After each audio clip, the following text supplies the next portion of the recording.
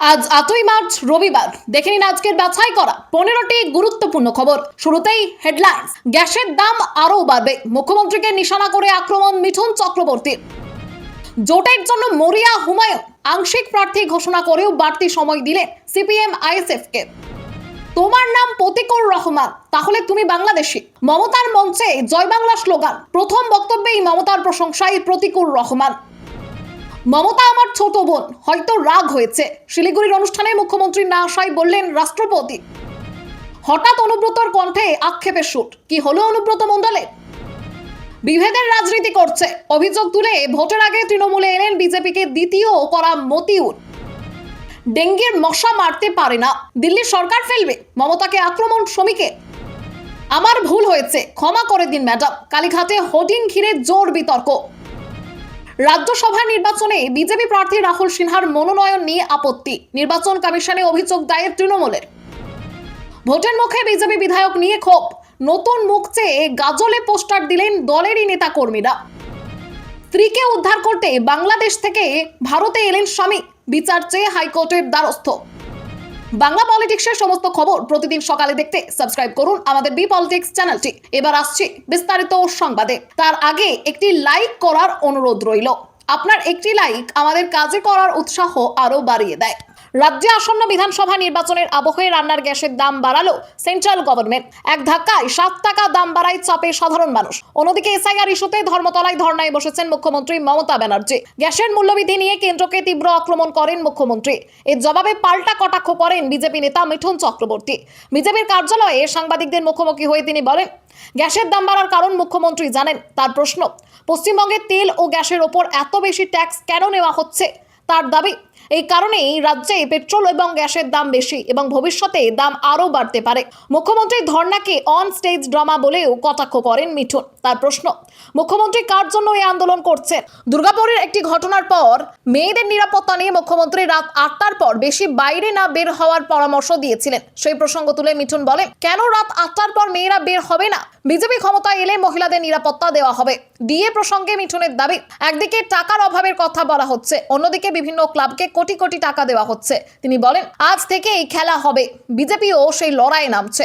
রাজ্য বাজেটে চালু হওয়া যুবসাথী প্রকল্প নিয়েও কটাক্ষ করেন তিনি। এই প্রকল্পে মাধ্যমিক পাশ বেকার যুবক যুবতীদের মাসে 1500 টাকা দেওয়ার কথা ঘোষণা করেছে রাজ্য সরকার। এই প্রসঙ্গে মিঠুন বলেন, এত বেকার রয়েছে বলে এই প্রকল্প চালু করতে হয়েছে।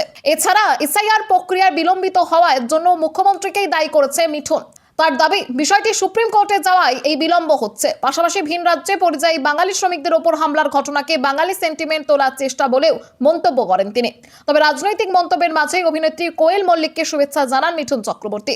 সাংবাদিক বৈঠক থেকে তিনি বলেন, অল দ্য বেস্ট।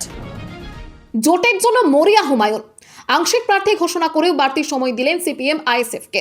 বিধানসভা ভোটের আগে তৃণমূল থেকে বহিষ্কৃত হয়ে নিজের দল আম জনতা উন্নয়ন পার্টি গঠন করেছেন ভরতপুরের বিধায়ক হুমায়ুন কবির। তবে একক শক্তিতে ভোটের লড়াই কঠিন বুঝে তিনি তৃণমূল ও বিজেপির বিরোধীদের সঙ্গে জোট গঠনের চেষ্টা করেছেন। প্রথমে 10ই মার্চ পর্যন্ত সময়সীমা দেওয়া হলেও শনিবার তিনি ঘোষণা করেন, সিপিএম ও আইএসএফ এর মতামতের জন্য সেই সময়সীমা বাড়িয়ে 15ই মার্চ পর্যন্ত করা হয়েছে। শনিবার মালদহ জেলার 4টি আসনে প্রার্থী ঘোষণা করে আম জনতা উন্নয়ন পার্টি। এর আগে প্রথম দফায় দলের পক্ষ থেকে 9 জন প্রার্থীর নাম ঘোষণা করা হয়েছিল। হুমায়ুন কবির জানান, ছোট কয়েকটি দলকে সঙ্গে নিয়ে তার দল আসন্ন বিধানসভা নির্বাচনে মোট 182টি আসনে লড়াই করার পরিকল্পনা করেছে। তিনি বলেন, সিপিএম ও আইএসএফ জোটে এগিয়ে এলে ভালো, না হলে তার দল নিজেদের মতো করে 182টি আসনে সর্বশক্তি দিয়ে লড়াই করবে। তবে হুমায়ুনের দলের সঙ্গে জোট নিয়ে সিপিএম এখনো স্পষ্ট অবস্থান নেয়নি এবং তারা ইতিমধ্যে আইএসএফ এর সঙ্গে জোট ঘোষণা করেছে। তাই শেষ পর্যন্ত কি সিদ্ধান্ত হয় তার জন্য 15ই মার্চ পর্যন্ত অপেক্ষা করতে হবে। মমতার মঞ্চে জয় বাংলা স্লোগান। প্রথম বক্তব্যেই মমতার প্রশংসায় প্রতিকুর রহমান। ধর্মতলায় ধর্ণা অবস্থানে দ্বিতীয় দিনে বক্তব্য রাখলেন প্রতিকুর রহমান। শনিবার সকালে মুখ্যমন্ত্রী মমতা ব্যানার্জির সামনেই তিনি বক্তব্য পেশ করেন এবং জয় বাংলা স্লোগান তোলেন। বক্তৃতার শুরুতে তিনি মমতা ব্যানার্জিকে কৃতজ্ঞতা জানান। পাশাপাশি তৃণমূলে যোগদানের প্রসঙ্গে অভিষেক ব্যানার্জির প্রতিও তিনি কৃতজ্ঞতা প্রকাশ করেন। এরপর সংবিধানের প্রথম পাতার we the people of India উদ্ধৃত করে তিনি বলেন, বিজেপি ক্ষমতায় আসার পরে তা যেন হু দ্য পিপল অফ ইন্ডিয়াতে পরিণত হয়েছে। ভারতবর্ষের ঐতিহ্যকে প্রতিদিন আরএসএস বিজেপি নির্বাচন কমিশন মিলে ভাঙতে চাইছে। তোমার নাম কি? প্রতিকুর রহমান, তাহলে তুমি বাংলাদেশি, তাহলে তুমি রোহিঙ্গা, তাহলে তোমার কাগজ দেখাও। এবার কান খুলে শুনে রাখুন, নেত্রী আছেন বলে বলার সাহস পাচ্ছি, তোমাদের কাগজ দেখাবো না। নির্বাচন কমিশন ও জ্ঞানেশ কুমারকে কটাক্ষ করে প্রতিকুরের অভিযোগ, মানুষের জন্য কাজ করার বদলে বিজেপির স্বার্থে কাজ করা হচ্ছে এবং তৃণমূল কর্মী সমর্থকদের নাম ভোটার তালিকা থেকে বাদ দেওয়ার চেষ্টা চলছে। তার দাবি, বিজেপি দিল্লিতে গিয়ে অভিযোগ করছে যে বাংলাদেশ থেকে রোহিঙ্গা আসার কারণেই তারা জিততে পারছে না। বক্তৃতায় ভারতের বৈচিত্র্যের উদাহরণ তুলে তিনি বলেন, নানা ভাষা, মত ও সংস্কৃতির মিলনেই ভারতবর্ষ গড়ে উঠেছে। এই ঐতিহ্য ভাঙার চেষ্টা করছে আরএসএস, বিজেপি ও নির্বাচন কমিশন। তিনি দাবি করেন, তৃণমূলকে ভ্যানিশ করা যাবে না, বরং 26-এর পরে বাংলার মানুষ পদ্ম ফুলকে ভ্যানিশ করবে। শেষ দিকে তিনি বলেন, কঠিন এই লড়াই লড়তে তৃণমূল কংগ্রেস প্রস্তুত এবং বাংলার মানুষ দিদিকে একটা ভরসার ব্র্যান্ড হিসেবে দেখে। আমাদের নেত্রী তিনি বারবার করে বলছেন ভ্যানিশ কুমার। এই ভ্যানিশ কুমার যতই চেষ্টা করুক তৃণমূল কংগ্রেসকে ভ্যানিশ করতে পারবে না। কিন্তু 26-এর পরে গ্যারান্টি দিয়ে বলে যাচ্ছি, পশ্চিমবঙ্গের মাটিতে এই বাংলার মানুষ পদ্ম ফুলকে ভ্যানিশ করে দেবে ভোট বাক্সে। তার জন্য বাংলার মানুষ তৈরি হচ্ছে। মমতা আমার ছোট বোন, হয়তো রাগ হয়েছে। শিলিগুড়ির অনুষ্ঠানে মুখ্যমন্ত্রী না আসায় বললেন রাষ্ট্রপতি। পশ্চিমবঙ্গে এসে মুখ্যমন্ত্রী মমতা ব্যানার্জির আচরণে দুঃখ প্রকাশ করলেন রাষ্ট্রপতি দ্রৌপদী মুর্মু। তার বক্তব্যে অভিমানের সুরও শোনা যায়। মুখ্যমন্ত্রী মমতা বন্দ্যোপাধ্যায়কে উদ্দেশ্য করে রাষ্ট্রপতি বলেন, হয়তো তিনি ভেবেছিলেন এখানে কেউ আসবেন না এবং রাষ্ট্রপতি এসে ঘুরে চলে যাবেন। সাধারণত রাষ্ট্রপতি এলে মুখ্যমন্ত্রী ও মন্ত্রীদের উপস্থিত থাকার কথা বলেও মন্তব্য করেন তিনি। কিন্তু এই অনুষ্ঠানে মুখ্যমন্ত্রী আসেননি। রাজ্যপাল বদলি হয়ে যাওয়ায় তিনি উপস্থিত থাকতে পারেননি। দ্রৌপদী মুর্মু বলেন, তিনিও বাংলার মেয়ে এবং মমতাজিকে ছোট বোনের মতো মনে করেন। হয়তো কোনো কারণে মুখ্যমন্ত্রী রাগ করেছেন বলে অন্যত্র অনুষ্ঠান করছেন, তবে এই নিয়ে তার কোনো অভিযোগ নেই বলেও জানান তিনি। শনিবার শিলিগুড়িতে আন্তর্জাতিক সাঁওতালি কাউন্সিলের 9ম সম্মেলনে যোগ দেন রাষ্ট্রপতি। সেখানেই প্রশাসনের ভূমিকা নিয়ে ক্ষোভ প্রকাশ করেন তিনি। তার দাবি, অনেক সাঁওতালি মানুষ অনুষ্ঠান স্থলের বাইরে ঘোরাঘুরি করছিলেন এবং মনে হয়েছে তাদের অনুষ্ঠানে আসতে বাধা দেওয়া হয়েছে। তার কথায় দেখে মনে হচ্ছে না এটি আন্তর্জাতিক সাঁওতালি কাউন্সিলের সম্মেলন। আদিবাসীদের বঞ্চনার বিষয়েও উদ্বেগ প্রকাশ করেন রাষ্ট্রপতি। অন্যদিকে সেই সময় ধর্মতলায় ধর্নায় ছিলেন মুখ্যমন্ত্রী মমতা বন্দ্যোপাধ্যায়। এই ঘটনাকে ঘিরে রাজনৈতিক চাপানোতর শুরু হয়েছে। অনুষ্ঠানের জায়গা বদল নিয়েও প্রশাসনের ভূমিকা নিয়ে প্রশ্ন তোলেন রাষ্ট্রপতি দ্রৌপদী মুর্মু। तो मुझे पता नहीं, लेकिन मैं भी बंगाल का ही बेटी हूँ। बंगाल में बहुत क्यों आने ही नहीं देते।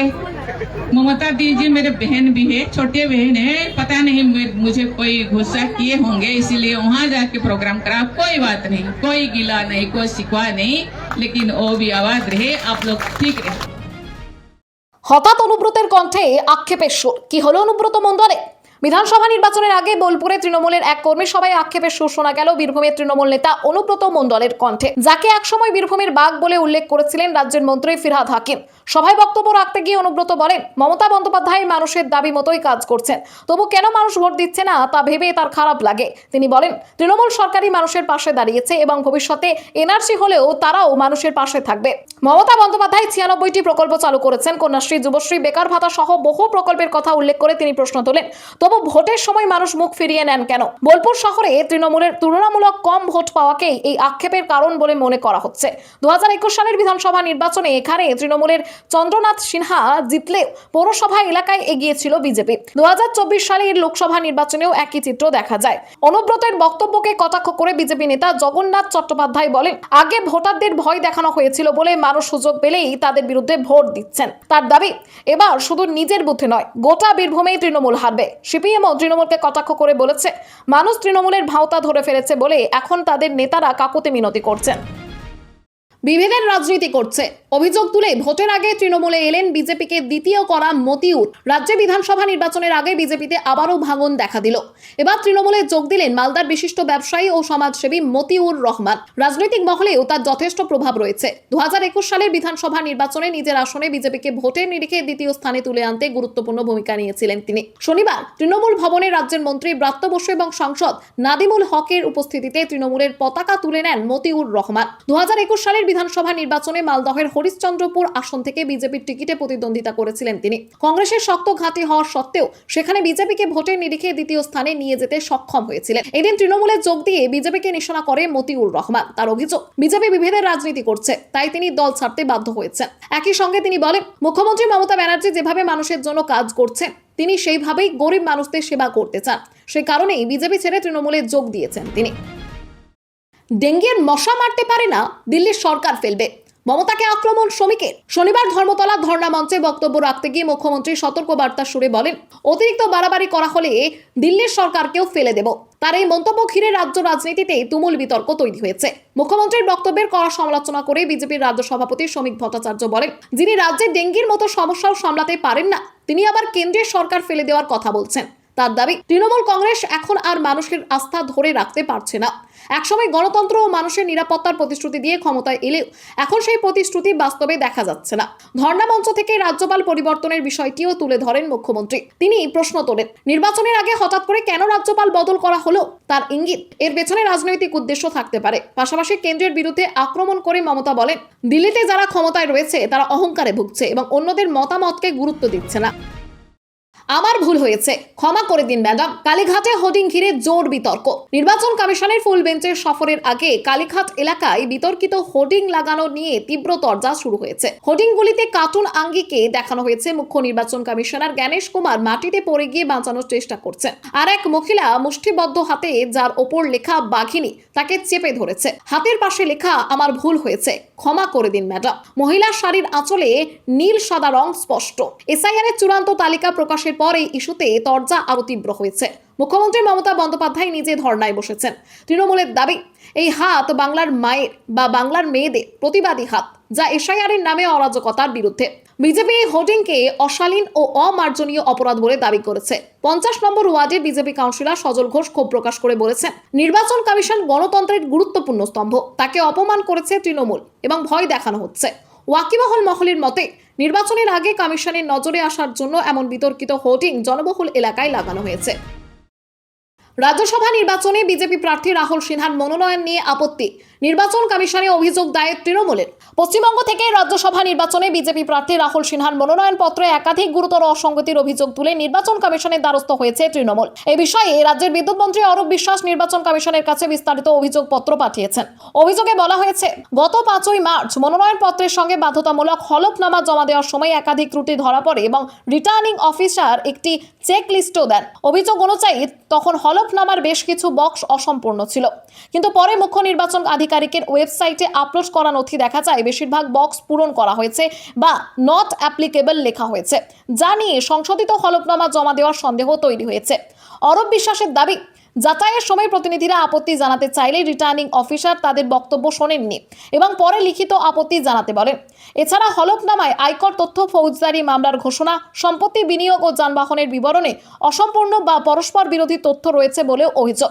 কোথাও মোটা সম্পত্তি শূন্য দেখানো হলেও অন্য অংশে সম্পদের উল্লেখ রয়েছে বলেও দাবি করা হয়েছে।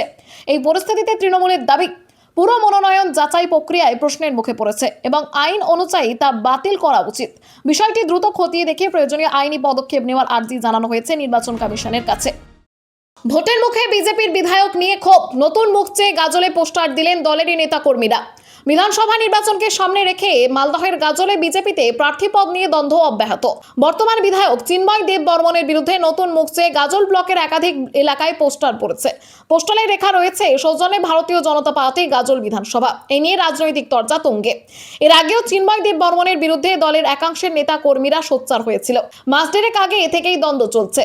দলীয় বনভোজন কর্মসূচিতে প্রার্থী বদল চাই স্লোগান উঠেছে। গেরুয়া শিবির কার্যত দুভাগ হয়ে গেছে। কর্মীরা অভিযোগ করছেন, বিধায়ক উন্নয়নমূলক কাজ করেননি। দলীয় নেতৃত্বকে হুঁশিয়ারি, বর্তমান বিধায়ককে টিকিট দিলে নির্দল প্রার্থী দেওয়া হবে। বিজেপির বিধায়ক চিন্ময় দেব বর্মন দাবি করেন, তৃণমূল এই কাজ করেছে দলের কিছু কর্মীর ক্ষোভ অভিমানকে হাতিয়ার করে।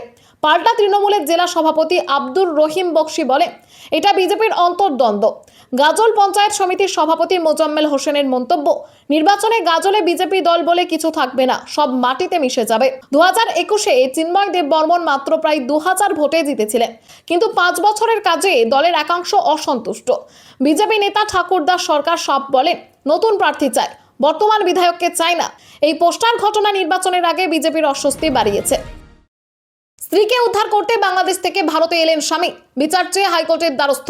পরিবারের অমতে বিয়ে করেছিলেন এক দম্পতি। বিয়ের কিছুদিন পর তার স্ত্রীকে বাংলাদেশ থেকে কোনো ভিসা বা পাসপোর্ট ছাড়াই তার বাপের বাড়ির লোকেরা ভারতে নিয়ে আসে। পরে তিনি উত্তর 24 পরগনার নিমতা থানা এলাকায় আত্মীয়ের বাড়িতে থাকতে শুরু করেন। অভিযোগ, সেই আত্মীয়রা দুই দেশের নাগরিকত্ব ভোগ করেন। ঘটনার খবর পেয়ে বৈধ ভিসা নিয়ে ভারতে আসেন স্বামী অরিজিৎ সরকার। স্ত্রীকে নিয়ে যেতে গেলে পরিবারের লোকেরা তাকে বেধড়ক মারধর করে বলে অভিযোগ। ফলে নিজের স্ত্রীকে সঙ্গে নিয়ে আর ফিরে যেতে পারেননি তিনি। এরপর স্থানীয় থানা থেকে প্রশাসনের বিভিন্ন স্তরে অভিযোগ জানালেও কোনো সহযোগিতা পাননি বলে দাবি অরিজিতের। উল্টে হয়রানির শিকার হতে হচ্ছে বলেও অভিযোগ তার। অবশেষে স্ত্রীকে ফিরে পেতে তিনি কলকাতা হাইকোর্টের দ্বারস্থ হওয়ার সিদ্ধান্ত নিয়েছেন। আগামী সোমবার কলকাতা হাইকোর্টে মামলা দাখিল করবেন তিনি। ইতিমধ্যে একাধিক আইনজীবীর সঙ্গে আলোচনা করেছেন অরিজিৎ সরকার। স্ত্রীর বয়ান ও লিখিত নথিও সংগ্রহ করেছেন তিনি। প্রশাসনের বিভিন্ন দপ্তরে যাওয়ার প্রমাণও আদালতে জমা দেবেন বলে জানা গিয়েছে। তার অভিযোগ, আত্মীয়ের বাড়িতে তার স্ত্রীকে আটকে রাখা হয়েছে এবং এই বিষয়ে কেউ এগিয়ে আসেননি। এখন দেখার বিষয় কলকাতা হাইকোর্ট এই আবেদনের ভিত্তিতে শুনানির দিন নির্ধারণ করে কিনা। খবর আজকের মতো এখানেই শেষ। আবার আসছি আগামীকাল সকালে। পরবর্তী খবরের জন্য সাবস্ক্রাইব করুন আমাদের বি পলিটিক্স চ্যানেল।